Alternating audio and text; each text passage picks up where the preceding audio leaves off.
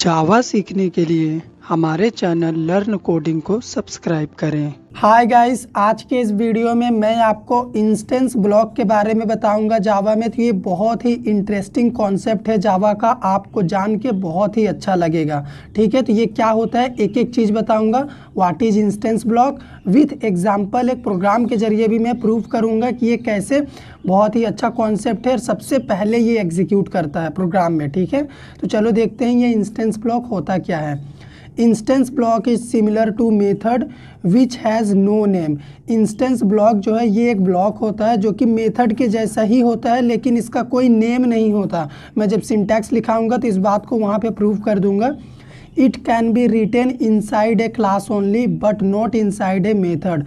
आप instance block का ना सिर्फ क्लास के अंदर ही लिख सकते हो यानी बना सकते हो, लेकिन किसी मेथड के अंदर आप इंस्टेंस ब्लॉक नहीं बना सकते, नहीं लिख सकते।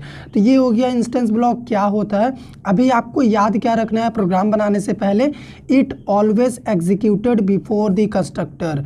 अभी तक आपने क्या सुना है कि जब हम ऑब्जेक्ट क्रिएट करते हैं तो at the time of creation of object constructor अपने आप कॉल हो जाता है, लेकिन ये जो इंस्टेंस ब्लॉक है ना ये कंस्ट्रक्टर से भी पहले कॉल हो जाता है। तो है ना ये इंटरेस्टिंग कॉन्सेप्ट जावा का।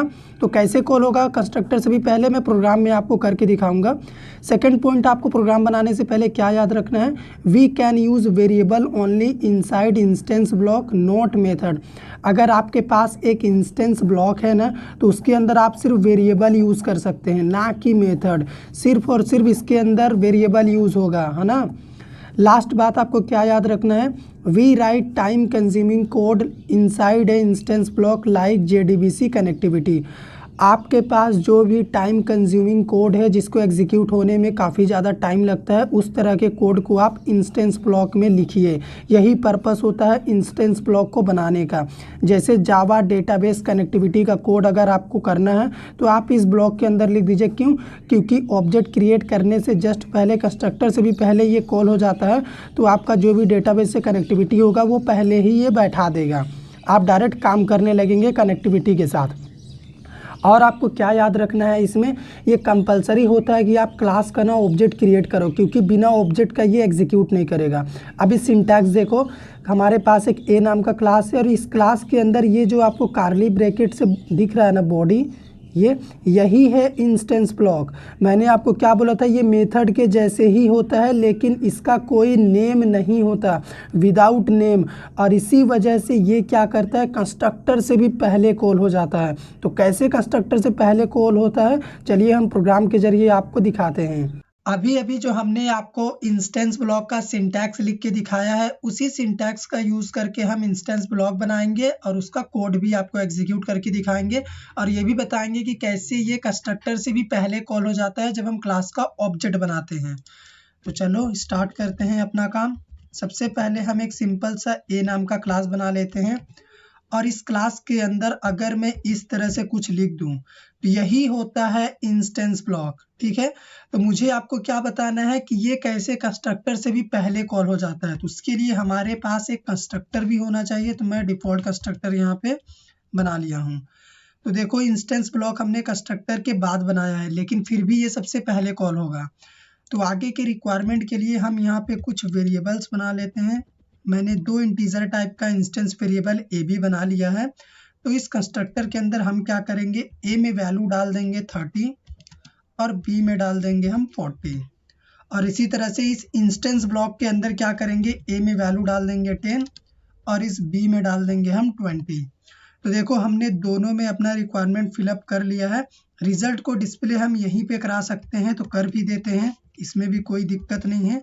system.out.println, ठीक है। अभी इसके अंदर ए को प्रिंट करेंगे, बीच में स्पेस चाहिए, फिर आएगा अपना बी।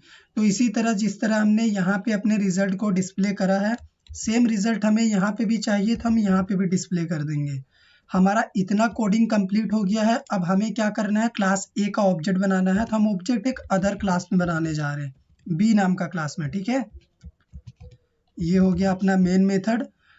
तो ऑब्जेक्ट बनाने के लिए सबसे पहले हम क्लास ए का नेम लिखेंगे, उसके बाद ऑब्जेक्ट रेफरेंस का नेम आर दिया मैंने, न्यू, और फिर ये कंस्ट्रक्टर है। तो जैसे ही हमने यहाँ पे ऑब्जेक्ट क्रिएट करा ना, तो अब जब कोड को एग्जीक्यूट कराएंगे ना, तो सबसे पहले ये इंस्टेंस ब्लॉक चलेगा, उसके बाद ये कंस्ट्रक्टर चलेगा। तो चलो प्रोग्राम को सेव करके आपका डाउट क्लियर ही कर देते हैं। b.java हमने एंटर मारा, देखो प्रोग्राम कंपाइल हो गया। अब इसे रन करने के लिए जावा और क्लास का नेम, तो आप देखो गाइस सबसे पहले रिजल्ट डिस्प्ले हो रहा है 10 और 20। तो ये क्यों आ रहा सबसे पहले, क्योंकि 10 और 20 इस इंस्टेंस ब्लॉक के अंदर मैंने ए बी में वैल्यू डाला है, उसके बाद प्रिंट करा है। तो इसका मतलब ये सबसे पहले एग्जीक्यूट कर रहा है, 10 20 आ रहा है, उसके बाद 30 और 40 आ रहा है, जो कि इस कंस्ट्रक्टर के अंदर लिखा हुआ है। तो जब भी आप ऑब्जेक्ट क्रिएट करते हो ना जावा में, तो सबसे पहले ऑब्जेक्ट क्रिएट होने के बाद ये इंस्टेंस ब्लॉक एग्जीक्यूट होता है, उसके जस्ट बाद ये कंस्ट्रक्टर एग्जीक्यूट होता है। अभी आपको एक और डाउट क्लियर करने के लिए मैं क्या कर रहा हूँ, यहाँ पे एक मेथड भी बना लेता हूँ। मैं void show नाम के यहाँ पे सिंपल सा एक मेथड बना रहा हूँ। इसमें मैं क्या करूँगा, सेम काम ए में वैल्यू डाल देता हूँ 50 और बी में डाल देता हूँ मैं 60। अभी रिजल्ट मुझे फिर से डिस्प्ले करनी है, तो फिर इसी लाइन को उठाएंगे हम, यहाँ पे क्या करेंगे, डिस्प्ले कर देंगे। कोड देख लो मेरा, ठीक है। अभी हमें इस मेथड को कॉल करना होगा, क्योंकि ये एक नॉर्मल मेथड है, ठीक है। तो इसे हमें ऑब्जेक्ट से ही कॉल करना होगा, क्योंकि ये तो कोई स्टैटिक मेथड है नहीं। r.show। तो अभी आपको क्या लगता है, क्या रिजल्ट, किसका रिजल्ट सबसे पहले आएगा? ये सबसे पहले लिखा है, तो ये सबसे पहले आना चाहिए, उसके बाद ये आना चाहिए, उसके बाद ये आना चाहिए। चलो देखते हैं क्या आ रहा है। कंपाइल हो गया, मैंने रन कर दिया। तो देखो गाइस फिर भी 10 20 सबसे पहले आ रहा है, जो कि इंस्टेंस ब्लॉक का रिजल्ट है। इसका मतलब ये सबसे पहले एग्जीक्यूट कर रहा है। 30 40 मतलब डिफॉल्ट कंस्ट्रक्टर इसके जस्ट बाद एग्जीक्यूट कर रहा है, और सबसे लास्ट में हमारा ये मेथड कॉल हो रहा है, ठीक है। तो ये हमारा नॉर्मल मेथड था और हमने इसे ऑब्जेक्ट से कॉल करा, इसीलिए ये सबसे लास्ट में रिजल्ट को डिस्प्ले कर रहा। लेकिन अगर यही हमारा स्टैटिक मेथड होता, तो स्टैटिक मेथड क्या होता है, वो ऑब्जेक्ट से डील नहीं करते। तो इसमें क्या होगा कि हम अपने से इन्हें कॉल सबसे पहले या फिर सबसे लास्ट में कर सकते हैं। तो यहाँ पे ये स्टैटिक मेथड हमारे इस इंस्टेंस वेरिएबल को एक्सेस नहीं करेगा। तो यहाँ पे बस एक नॉर्मल सा मैसेज में आपको डिस्प्ले करके दिखा रहा हूँ, लर्न कोडिंग, ठीक है। तो अभी ये स्टैटिक मेथड को कॉल करना होगा, तो ये बिना ऑब्जेक्ट का कॉल होगा। अगर मैं इसे सबसे पहले कॉल कर दूँ इस तरह से, क्लास के नेम से डायरेक्ट कॉल हो जाता है ये।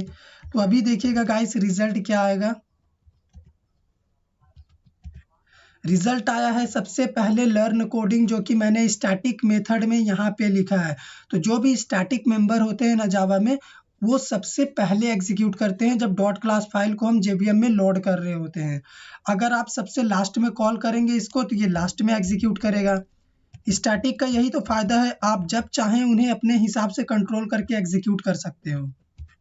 अभी देख लो सबसे लास्ट में इसका रिजल्ट आ रहा है। लेकिन जो नॉर्मल मेथड होता है वो तो ऑब्जेक्ट से कॉल होता है, तो ऑब्जेक्ट बनेगा तभी उसके बाद ही तो कॉल करेंगे, तब तो वो एग्जीक्यूट करेगा, इसीलिए उसका रिजल्ट हमेशा बाद में आता है।